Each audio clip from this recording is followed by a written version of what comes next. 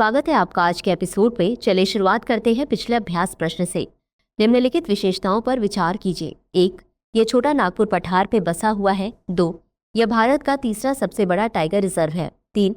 यह संजय दुबरी और पलामू जैसे निकटवर्ती बाघ रिजर्वों के साथ पारिस्थितिक संपर्क बनाए रखता है।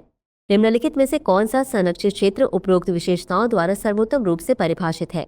A. Similipal tiger reserve, B. Kanha tiger reserve, C. Guru Ghasidas Tamor Pingla tiger reserve, D. Panna tiger reserve. इस प्रश्न का सही उत्तर है विकल्प C, Guru Ghasidas Tamor Pingla tiger reserve. चलिए देखते हैं इसके विश्लेषण को। गुरु घासीदास तमोर पिंगला टाइगर रिजर्व छोटा नागपुर पठार के साथ आंशिक रूप से बघेलखंड पठार में स्थित है। यह नागार्जुन सागर, श्रीशैलम आंध्र प्रदेश और मानस असम के बाद भारत का तीसरा सबसे बड़ा टाइगर रिजर्व है। जीजीटीपी टाइगर रिजर्व लैंडस्केप दृष्टिकोण को अपनाता है, जैव विविधता संरक्षण के लिए परस्पर जुड़े आवासों पर जोर देता है।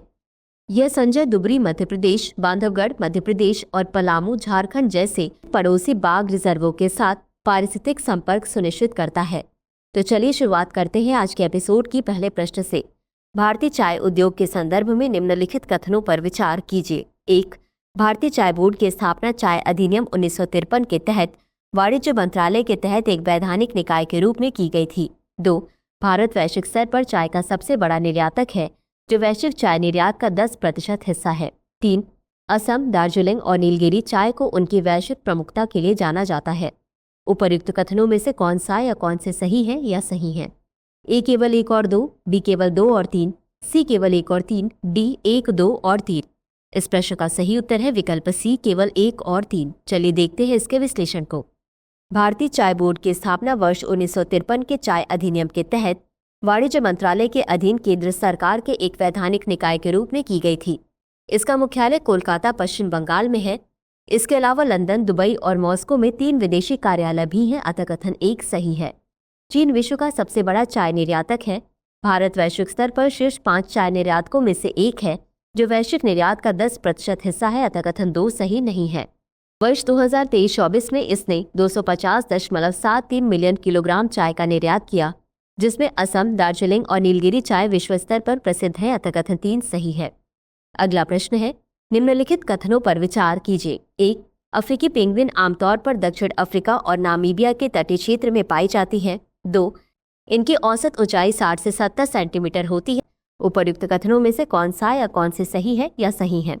ए केवल 1, बी केवल 2, सी 1 और 2 दोनों, डी न तो 1 और न ही 2।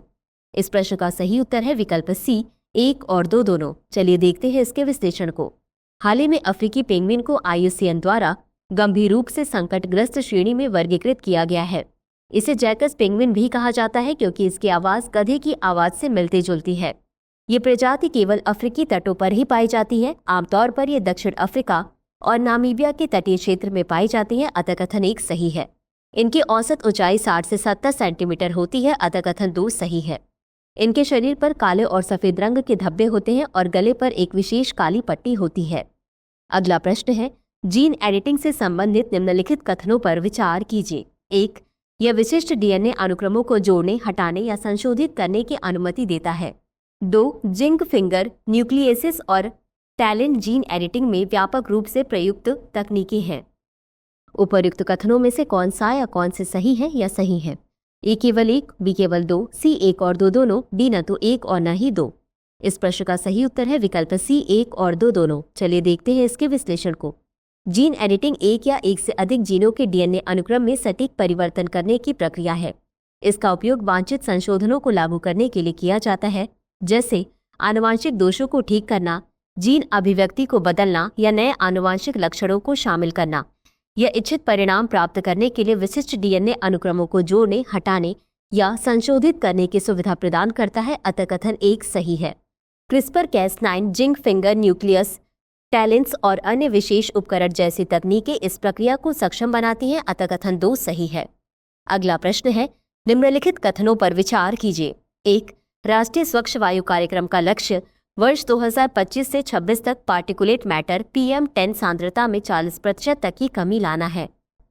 2. पर्यावरण संरक्षण एजेंसी यानी EPA 8 प्रदूषकों के आधार पर AQI की गणना करती है। उपर्युक्त कथनों में से कौन सा या कौन से सही है या सही है? ए केवल एक, बी केवल दो, सी एक और दो दोनों, डी न तो एक और न ही दो। इस प्रश्न का सही उत्तर है विकल्प सी, एक और दो दोनों। चलिए देखते हैं इसके विश्लेषण को। पर्यावरण, वन और जलवायु परिवर्तन मंत्रालय द्वारा शुरू किए गए राष्ट्रीय स्वच्छ वायु कार्यक्रम यानी NCAP का उद्देश्य विभिन्न मंत्रालयों और राज्यों के सहयोग से वायु गुणवत्ता में सुधार करना है। इसका उद्देश्य वर्ष 2025 से 26 तक पार्टिकुलेट मैटर 10 यानी PM10 सांद्रता में 40% तक की कमी लाना है। अतः कथन एक सही है। पर्यावरण संरक्षण एजेंसी 8 प्रदूषकों के आधार पर AQI की गणना करती है। PM10, PM2.5, nitrogen dioxide, sulphur dioxide, carbon monoxide, ozone, ammonia और लेड। अतः कथन 2 सही है। अगला प्रश्न है, निम्नलिखित कथनों पर विचार कीजिए। 1. अपरूप से तात्पर्य किसी रासायनिक तत्व के एक या अधिक रूपों से है जो एक ही भौतिक अवस्था में पाए जाते हैं। 2. ग्रेफाइट में प्रत्येक कार्बन परमाणु 3 अन्य कार्बन परमाणुओं के साथ बंध बनाता है जिससे द्विविमीय फलकें बनती हैं। उपर्युक्त कथनों में से कौन सा या कौन से सही है या सही है? ए केवल एक, बी केवल दो, सी एक और दो दोनों, डी न तो एक और न ही दो। इस प्रश्न का सही उत्तर है विकल्प सी, एक और दो दोनों। चलिए देखते हैं इसके विश्लेषण को। अपरूप से तात्पर्य किसी रासायनिक तत्व के एक या अधिक रूपों से है जो एक ही भौतिक अवस्था में पाए जाते हैं। अतः कथन एक सही है। ग्रेफाइट में प्रत्येक कार्बन परमाणु 3 अन्य कार्बन परमाणुओं के साथ बंध बनाता है जिससे द्विविमीय फलकें बनती हैं। अतः कथन 2 सही है। अगला प्रश्न है, क्लाउड सीडिंग के संदर्भ में निम्नलिखित कथनों पर विचार कीजिए। 1. इसे कृत्रिम वर्षा के नाम से भी जाना जाता है। 2. इसमें सबसे अधिक उपयोग होने वाला रसायन सिल्वर आयोडाइड है। उपर्युक्त कथनों में से कौन सा या कौन से सही है या सही है? ए केवल एक, बी केवल दो, सी एक और दो दोनों, डी न तो एक और न ही दो। इस प्रश्न का सही उत्तर है विकल्प सी, एक और दो दोनों। चलिए देखते हैं इसके विश्लेषण को। क्लाउड सीडिंग को कृत्रिम वर्षा के नाम से भी जाना जाता है। अतः कथन एक सही है। यह एक मौसम परिवर्तन की एक तकनीक है। इसका उद्देश्य वर्षा को प्रोत्साहित करने के लिए बादलों में रासायनिक तत्वों का प्रयोग करना है। क्लाउड सीडिंग कराने के लिए सिल्वर आयोडाइड, पोटेशियम आयोडाइड या सूखी बर्फ जैसी सामग्री को बादलों में फैलाया जाता है जिससे बारिश या हिमपात को बढ़ावा मिल सके। अतः कथन 2 सही है। ये कण पानी की बूंदों के निर्माण के लिए नाभिक के रूप में काम करते हैं जिससे संभावित रूप से वर्षा होती है। अगला प्रश्न है, निम्नलिखित कथनों पर विचार कीजिए। 1. डॉक्टर वर्गीस कुरियन को मिल्कमैन ऑफ इंडिया के नाम से भी जाना जाता है। 2. ऑपरेशन फ्लड 13 जनवरी 1970 को शुरू किया गया था। उपर्युक्त कथनों में से कौन सा या कौन से सही है या सही है? ए केवल एक, बी केवल दो, सी एक और दो दोनों, डी न तो एक और न ही दो। इस प्रश्न का सही उत्तर है विकल्प सी, एक और दो दोनों। चलिए देखते हैं इसके विश्लेषण को। हर साल 26 नवंबर को राष्ट्रीय दुग्ध दिवस मनाया जाता है। यह दिवस डॉक्टर वर्गीस कुरियन के सम्मान में उनकी जयंती पर मनाया जाता है। बता दें कि डॉक्टर वर्गीस कुरियन को भारत में श्वेत क्रांति का जनक कहा जाता है। इन्हें मिल्कमैन ऑफ इंडिया के नाम से भी जाना जाता है। अतः कथन एक सही है।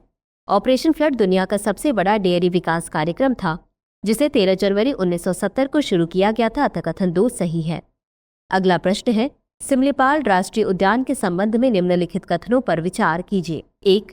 यह वर्ष 2009 से यूनेस्को की बायोस्फीयर रिजर्व सूची का हिस्सा रहा है जिसे प्रोजेक्ट टाइगर के तहत टाइगर रिजर्व के रूप में अभिहित किया गया था।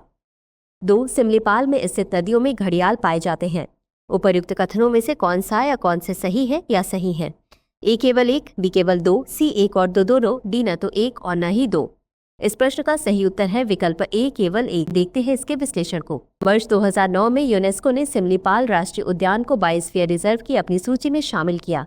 इसे वर्ष 1973 में प्रोजेक्ट टाइगर के तहत टाइगर रिजर्व के रूप में अभिहित किया गया था। अतः कथन एक सही है। सिमलीपाल में मगर प्रजाति के मगरमच्छ पाए जाते हैं, न कि घड़ियाल।